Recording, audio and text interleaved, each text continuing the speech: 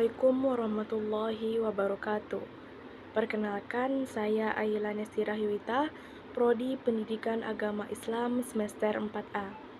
Di sini saya akan memenuhi tugas mata kuliah Administrasi dan Supervisi Pendidikan yang diampu oleh Bapak Dr. Marzuki MPDI. Nah, di sini saya akan membahas bab 3 mengenai ruang lingkup administrasi pendidikan. Langsung saja ke pembahasan pertama mengenai pengertian ruang lingkup administrasi pendidikan. Nah, di sini skopa atau ruang lingkup adalah segala hal yang dapat memperlancar dan membantu penyelenggaraan kegiatan-kegiatan pendidikan di lingkungan sekolah atau lembaga pendidikan formal, sehingga tujuan pendidikan dapat ditempuh melalui bentuk-bentuk kegiatan secara tertib dan teratur yang pada akhirnya sampai pada pencapaian tujuan itu sendiri. Nah, jadi ruang lingkup administrasi pendidikan ini mencakup semua kegiatan yang membantu terlaksananya proses pendidikan di sekolah. Nah, di sini secara garis besar ruang lingkup administrasi pendidikan meliputi administrasi peserta didik, itu yang pertama. Di sini kegiatan penerimaan, pencatatan, pembagian seragam, dan pembinaan peserta didik. Yang kedua, di sini administrasi kurikulum. Administrasi kurikulum ini meliputi perencanaan, pelaksanaan, dan evaluasi kurikulum. Yang ketiga, administrasi personalia yang meliputi pengelolaan guru, staf, dan karyawan. Yang keempat, administrasi sarana dan prasarana yang meliputi pengelolaan gedung, peralatan, dan perlengkapan sekolah. Nah, yang kelima yaitu administrasi keuangan yang meliputi pengelolaan dana sekolah. Yang ketujuh, administrasi humas. Ini meliputi hubungan sekolah dengan masyarakat. Nah, tujuan administrasi pendidikan ini adalah untuk menciptakan lingkungan belajar yang kondusif, meningkatkan aktivitas dan efisiensi proses pembelajaran, mencapai tujuan pendidikan yang telah ditetapkan. Nah, administrasi pendidikan yang baik dapat membantu sekolah dalam mencapai tujuannya. Selanjutnya, masuk pembahasan kedua mengenai perbedaan ruang lingkup administrasi pendidikan dan manajemen pendidikan. Nah, di sini meskipun sering digunakan secara bergantian, administrasi pendidikan dan manajemen pendidikan ini memiliki perbedaan mendasar. Administrasi pendidikan berfokus pada proses dan tata cara dalam menjalankan kegiatan pendidikan. Ini mencakup pengaturan, penataan, dan pelaksanaan kegiatan untuk mencapai tujuan pendidikan secara efisien. Nah, sedangkan manajemen pendidikan lebih luas, mencakup perencanaan, pengorganisasian, pengarahan, dan pengawasan secara seluruh aspek pendidikan. Ini melibatkan pengambilan keputusan, strategi, dan pengalokasian sumber daya untuk mencapai tujuan pendidikan secara efektif. Dapat disimpulkan bahwa administrasi pendidikan adalah bagaimana kegiatan pendidikan dilakukan, sedangkan manajemen pendidikan adalah apa yang ingin dicapai dan bagaimana mencapai hal tersebut secara strategis. Selanjutnya, terdapat hubungan antara administrasi pendidikan dan manajemen pendidikan.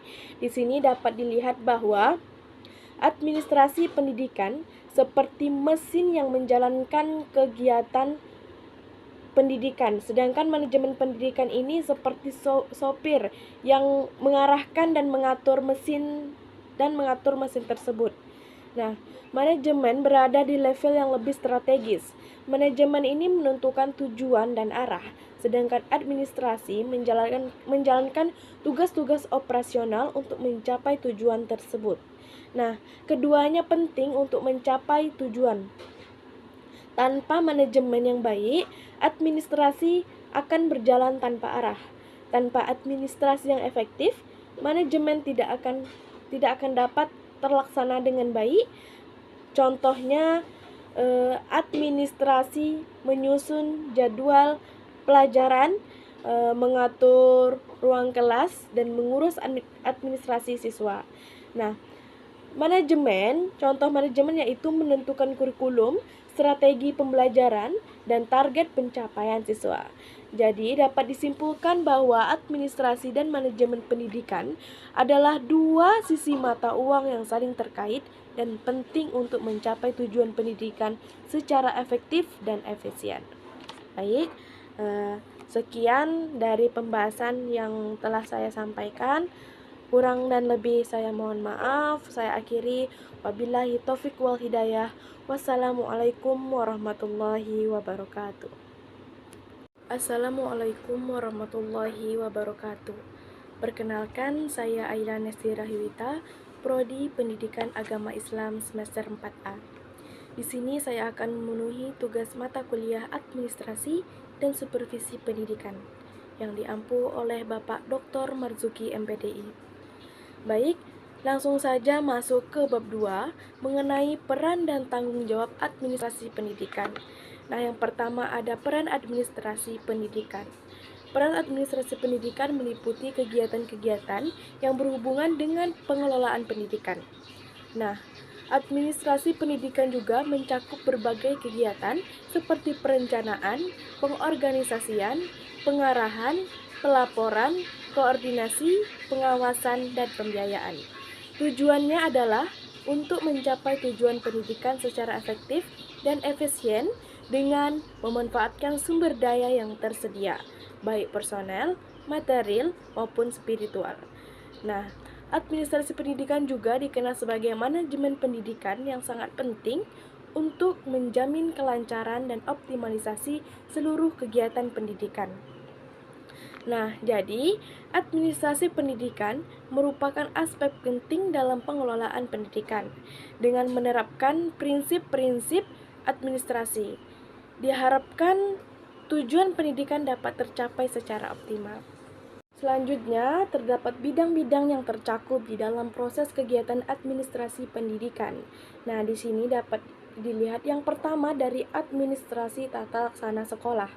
Di sini fokus pada pengelolaan operasional sekolah secara keseluruhan yang meliputi organisasi dan struktur pegawai tata usaha. Ini menentukan struktur organisasi dan tugas masing-masing pegawai tata usaha. Nah, organisasi dan anggaran belanja keuangan sekolah. Ya, ini mengatur penggunaan dana sekolah termasuk penggajian, pembelian, perlengkapan, dan pembiayaan operasional. Yang ketiga yaitu korespondensi yang mengatur surat menyurat resmi sekolah. Nah, membuat laporan berkala seperti bulanan, kuartalan, tahunan tentang berbagai aspek sekolah.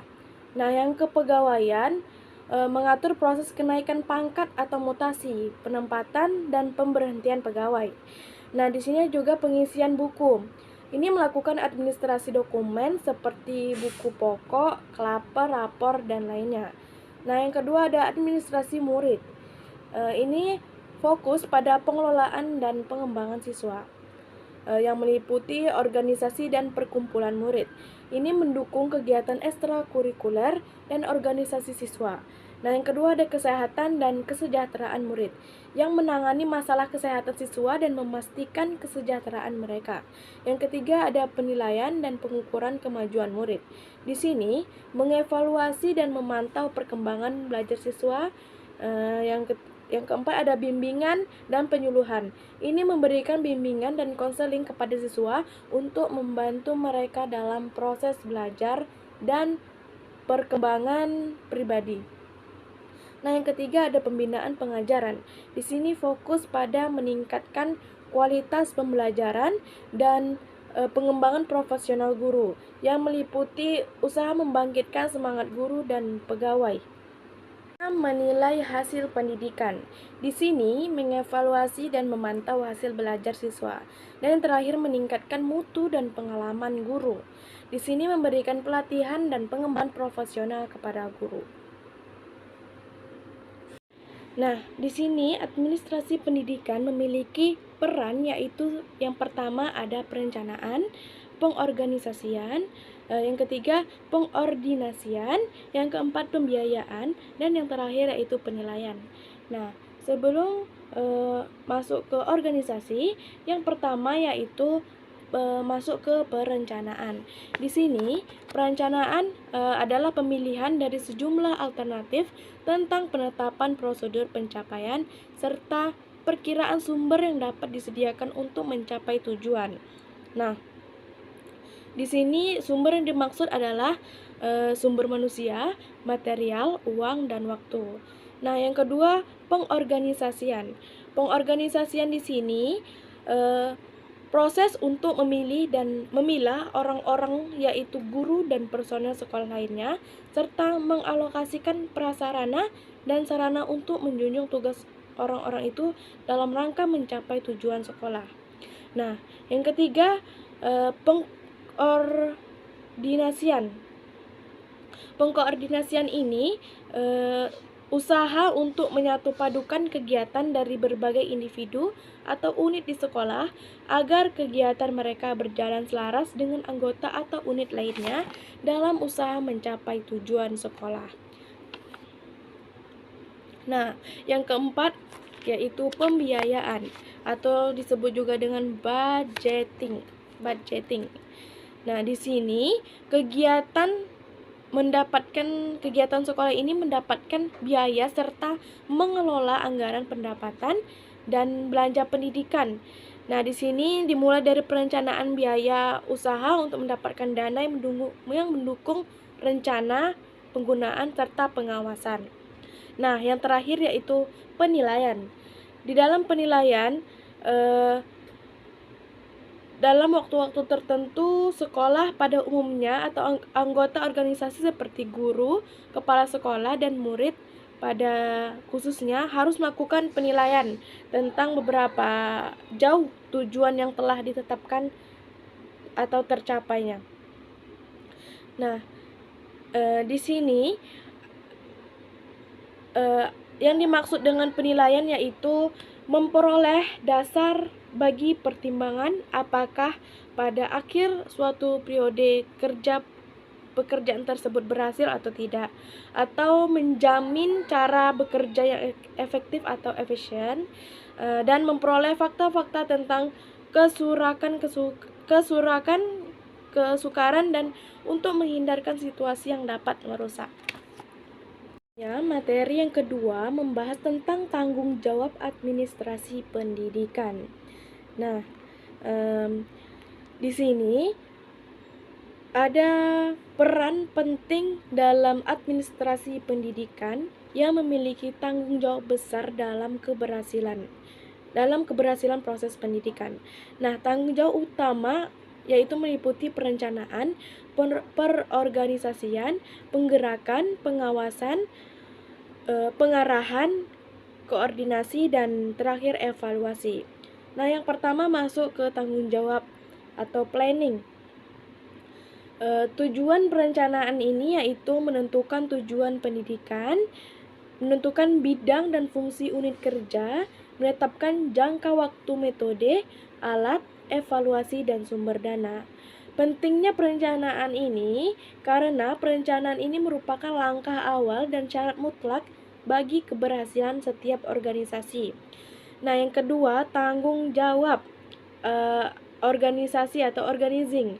Nah, tujuan perorganisasian ini yaitu menyusun struktur organisasi, menetapkan mekanisme kerja, mendistribusikan tugas dan tanggung jawab, dan memaksimalkan kerja sama antar anggota. Nah, pentingnya organisasian ini yaitu karena organisasi ini baik untuk membantu mencapai tujuan organisasi dengan lebih efektif dan efisien. Nah, yang ketiga, tanggung jawab penggerakan atau actuation. Tujuannya itu penggerakan, membangkitkan motivasi dan kesadaran anggota organisasi untuk bekerja bersama-sama dalam mencapai tujuan. Pentingnya penggerakan ini yaitu untuk menggerakkan secara efektif, mendorong anggota organisasi untuk berpartisipasi aktif dan mencapai hasil yang optimal. Nah, yang keempat ada tanggung jawab pengawasan atau controlling. Dan di sini tujuan pengawasan yaitu memantau pelaksanaan rencana dan keputusan, memastikan efektivitas program, dan mencegah penyimpangan dari tujuan. Penting pengawasan ini karena pengawasan ini membantu mengendalikan proses pendidikan dan memastikan keberhasilan program. Nah, yang kelima, yang terakhir yaitu tanggung jawab pengarahan. Tujuan pengarahan yaitu memberikan bimbingan dan petunjuk sebelum pelaksanaan kegiatan, menjaga keselarasan kegiatan dengan tujuan pendidikan, dan memotivasi anggota organisasi. Pentingnya pengarahan ini untuk dapat membantu meningkatkan efisiensi dan efektivitas kegiatan. Nah, yang terakhir yaitu tanggung jawab tadi. Di sini tujuan dari tanggung jawab koordinasi yaitu menyelaraskan kegiatan antar unit kerja, menghindari pemborosan sumber daya, dan memastikan pencapaian tujuan bersama. Pentingnya koordinasi ini baik membangun sinergi antar unit kerja dan meningkatkan efisiensi kerja. Nah, yang terakhir tanggung jawab evaluasi. Nah, tanggung jawab evaluasi di sini bertujuan menilai keberhasilan program, mengidentifikasi kekurangan, dan memberikan dasar untuk perbaikan. Pentingnya evaluasi di sini, evaluasi membantu meningkatkan kualitas pendidikan dan memastikan program berjalan sesuai dengan tujuan. Nah, kesimpulannya, administrasi pendidikan memiliki tanggung jawab yang luas dan kompleks dalam menjalankan proses pendidikan. Nah, dengan menjalankan fungsi-fungsi utamanya secara efektif, administrasi pendidikan dapat membantu mencapai tujuan pendidikan dan meningkatkan kualitas pendidikan secara keseluruhan. Baik, itu saja penjelasan materi dari bab 2. Kurang dan lebih mohon maaf. Saya sudahi, wabillahi taufik wal hidayah. Wassalamualaikum warahmatullahi wabarakatuh.